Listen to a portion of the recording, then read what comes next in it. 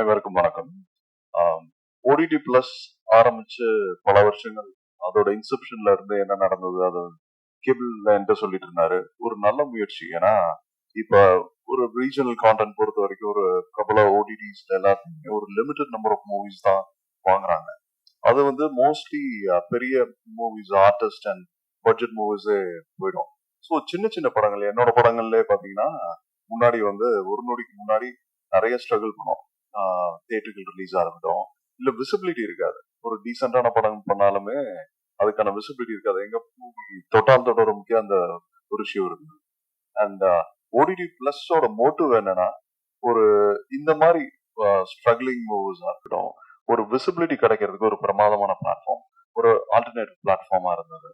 So அதுக்கு இவங்க மெனக்கெடு பண்ணி இப்படி ஒரு முயற்சி பண்ணணும்னு நினைக்கிறதே இட்ஸ் வெரி டஃப் ஃபீல்ட். ஏன்னா இதுக்கு ஒரு டீப் பாக்கெட்ஸ் வேணும் டு ஃபர்ஸ்ட் ப்ரொக்யூர் பண்றது படங்கள்ல.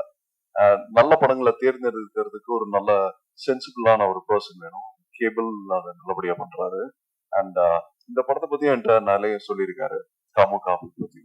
அண்ட் இந்த மாதிரி ஒரு நல்ல மூவிஸை வந்து ப்ரொக்யூர் பண்ணி அதை வந்து ஒரு லிமிடெட் சப்ஸ்கிரைப் பீப்புள்ஸ்க்கு பண்றதை விட இப்போ வந்து இந்த கொலாப் பண்ணி அண்ட் இந்த இந்த பர்டிகுலர் கொலாபரேஷன் வெரி இம்பார்ட்டன்ட். ஏன்னா கொஞ்சம் கொஞ்சமா இந்த மாதிரி நிறைய பிளாட்ஃபார்ம்ஸ் எல்லாம் வந்து ஒன்று சேர்றப்ப இன்னும் உங்களுக்கு கேபிட்டல் இருக்கும்.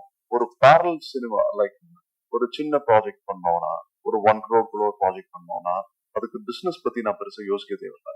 அண்ட் ஐம் ஆல்சோ ஷூர் தான் நல்ல படம் பண்ணிட்டேன், எனக்கு ஒரு கேபிட்டல் ரீகெயின் பண்ணிடலாம். அந்த மீன் டைம் எனக்கு வந்து வியூவர்ஷிப்பும் கிடைக்கும்னு இருக்கப்ப I'd be more than happy. And I'm thanking from bottom of my heart இந்த மாதிரி பிகினிங் ஸ்டேஜஸ் ஆஃப் தி இண்டஸ்ட்ரிக்குள்ள வந்து படம் எடுக்கணும்னு ட்ரை பண்றவங்களுக்கு ஒரு நல்ல ஆப்பர்ச்சுனிட்டி நினைக்கிறேன்.